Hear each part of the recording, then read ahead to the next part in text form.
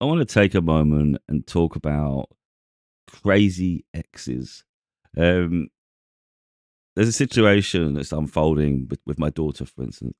Um, she just started dating someone. She's nearly 15, and that person has an ex girlfriend who was controlling. Um, she wasn't really the nicest of characters, from what I've heard. And like the more I was hearing about them, I was seeing through them and their character and things. And they're so predictable, but yet they think um, they're outsmarting people and their ways work, and it doesn't work. Um, the funny thing with I find with people is a lot of the time they have to work in packs, so they involve other people to try to gang up and cause problems or destabilize the situation. Me, I'm more of a lone wolf. So what they find is on an individual basis, they can't compete. You know, they would be find themselves a bit speechless. They don't know what to say, or they'll mess it up. People that are confident on their own can go toe to toe with people. Um, so yeah, as soon as I was hearing about this person, I thought I'd love nothing more than to be by my daughter's side, and I would love and hear any of the nonsense people want to say because in all honesty, I'd make most people look absolutely stupid. Um, and I enjoy it. I do. I do. You know, some people don't like confrontation. I find it fun. Um, just another challenge. So I don't want to go too deep into sort of like her personal situation because it, shines a light. Really, it's unfolding, should we say? But it's going to be a bit hard without saying something. Some of what's going on. Mm. The trouble with people is they create narratives that don't make sense, and their craziness eventually it beca- if you stay true to yourself, any false narratives will eventually become quite apparent that that was a load of nonsense and that person's actually unhinged and crazy. They'll do that to themselves. So I'm sort of giving my daughter some tips um, and allow her an opportunity to anticipate things before it happens because she's that, I had a great day. I had a great day, and when we delved into it, it wasn't so great. But point is, the first thing I asked her was, how was the ex? Because I'm aware that as I knew as soon as she starts dating this boy, the other one's going to kick off. So she said she had a great day. Then when the first thing I said, that's great. How's his ex been behaving? Again, I don't want to say too much because I don't want to sort of cause any problems for her end. You don't know who sees what when people see what. Um, but insane.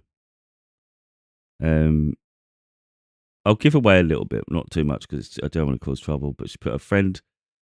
She got this kid got a friend to kick the boyfriend. So the ex girlfriend got her friend to kick him. It's like, why would you do that? Like, what does that do for you? The problem is their ego takes a hit.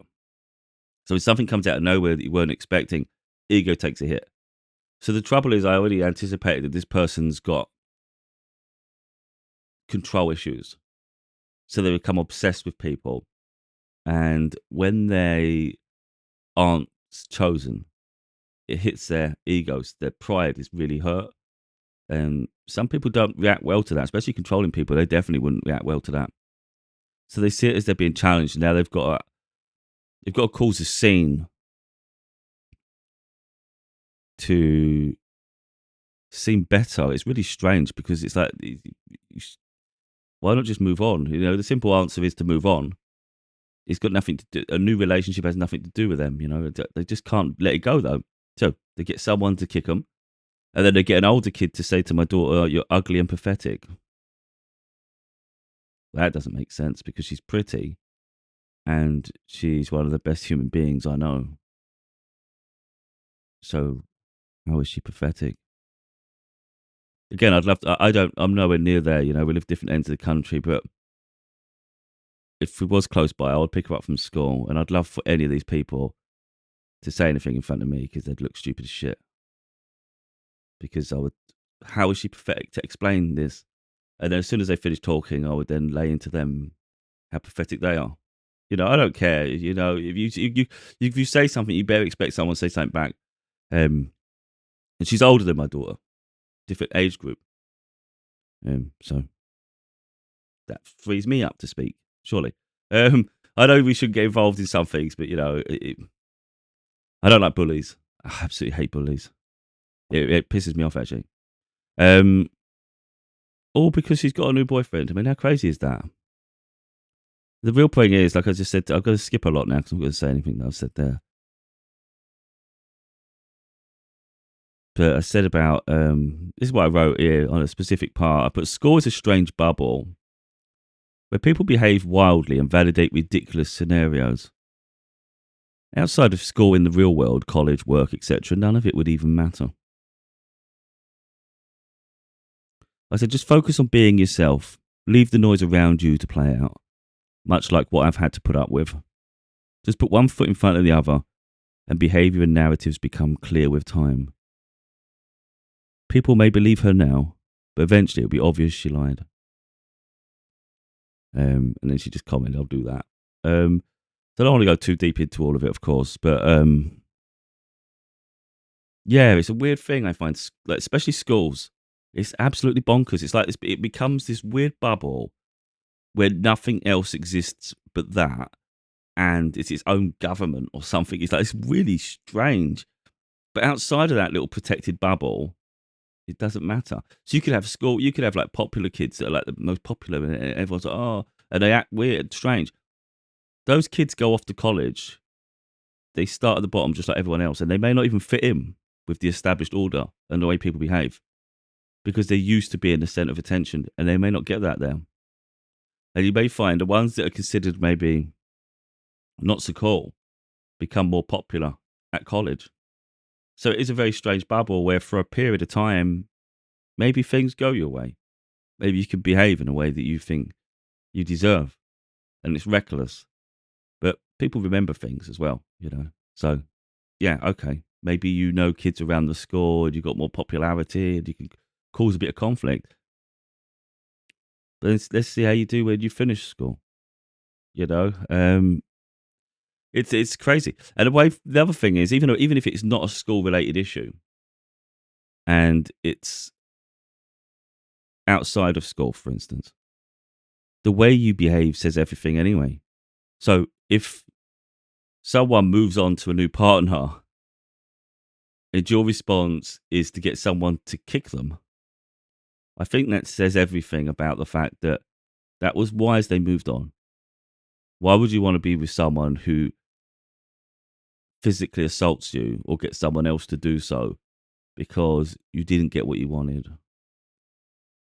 That's not love. That's certainly not love. That's a really warped perception of love, I think.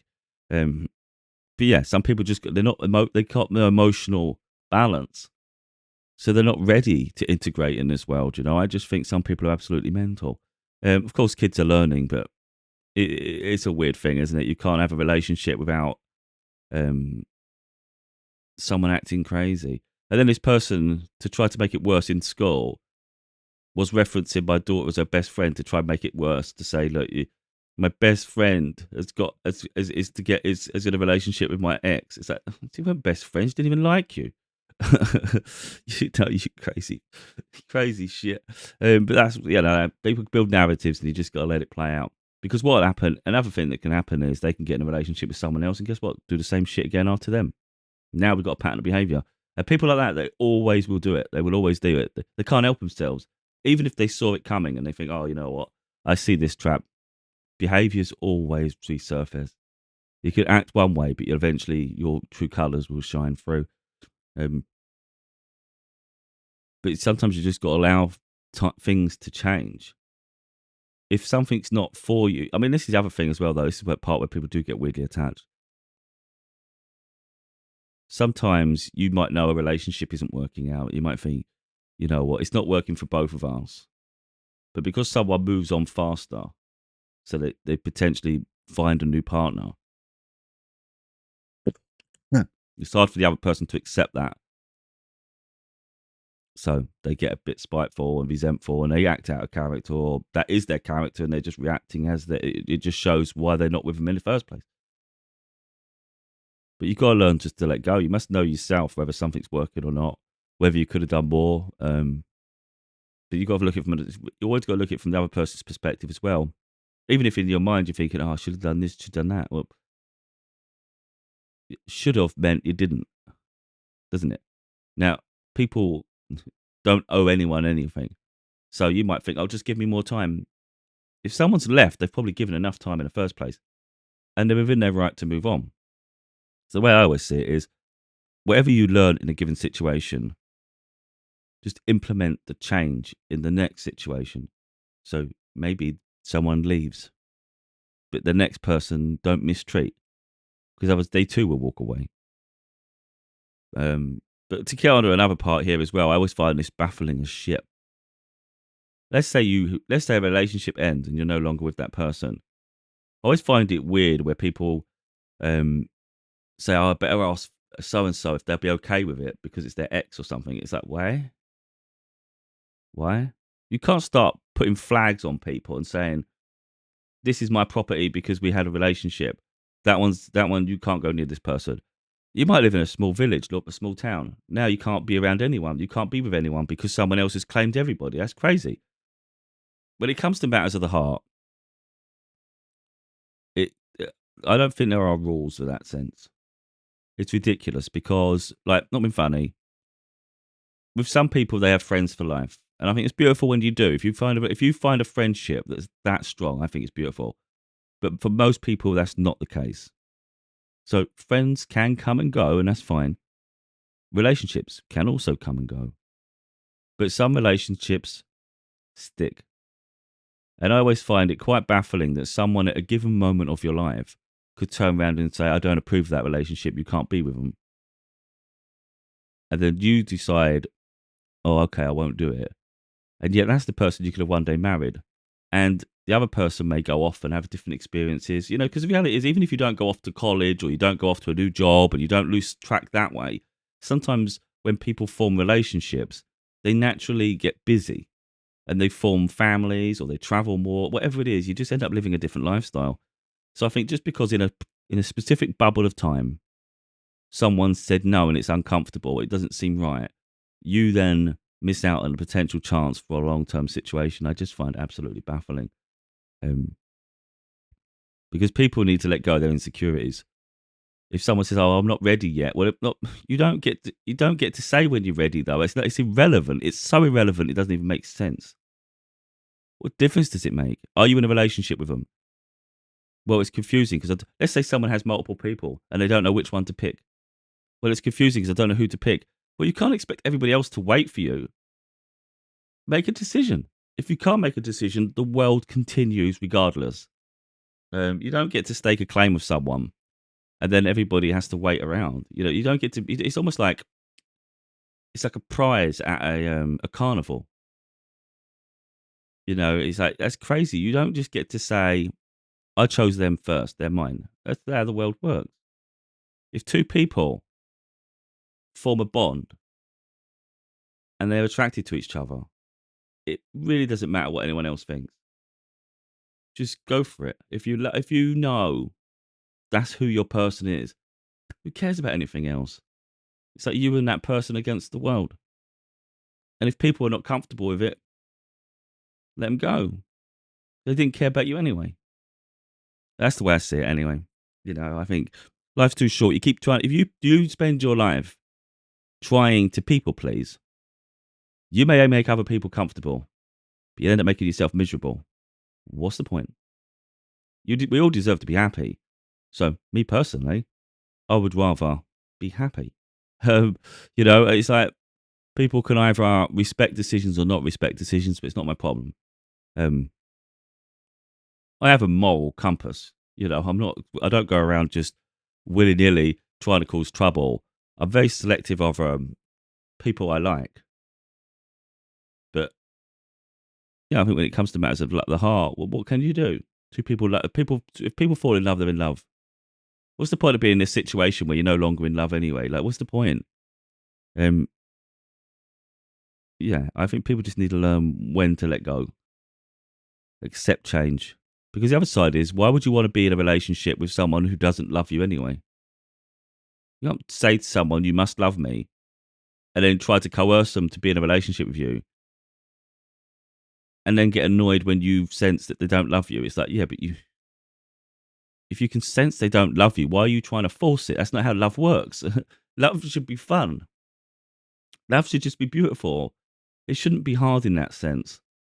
Um, there'll be ups and downs in life, of course. There'll be times when maybe you're outgrowing each other. You try to, there's conversations to be had. You've got to work on it because people evolve at different rates. If you start a relationship in your early 20s, maybe someone matures quicker than the other, and that can cause a problem.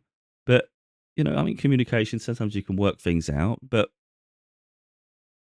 there's so many nuances, of course, in relationships. But people can be crazy. People can be crazy. And I just hate it when people lie or people try to cause trouble just because they can't handle rejection. If you can't handle rejection, then you should never be in a relationship in the first place because you wasn't even mature enough to handle it. You have to be able to be mature enough to handle loss. But yeah, so that's the way I see it. If you can't handle loss, you're not mature enough, then you shouldn't be entering a relationship. Simple as that. And this crazy lunatic that my daughter's having to deal with at the moment, it's crazy. It's a wild scenario. It really is, but it's like something she will learn from. Weirdly, I'm going to go on a spiritual tangent here. I was told a few years ago by a gifted person, um, they connected and sensed my daughter's energy, and this person said to me that they will go through some betrayals in their life, like my daughter will. She will experience betrayals, but she will learn from those betrayals and things. So I've always been anticipating there's going to be scenarios for her to learn through. And as crazy as this scenario is, there's an awful lot of wisdom to be gained, isn't there? If you observe correctly and don't take it so personal. Just recognize people are hurt. Maybe observe that a little bit. And when you can realize that people are reacting from a sense of pain, it's not as personal as they try to make it, is it? But like I say, I think if people are not capable of handling loss, then you shouldn't be putting yourself in positions where your heart is vulnerable anyway.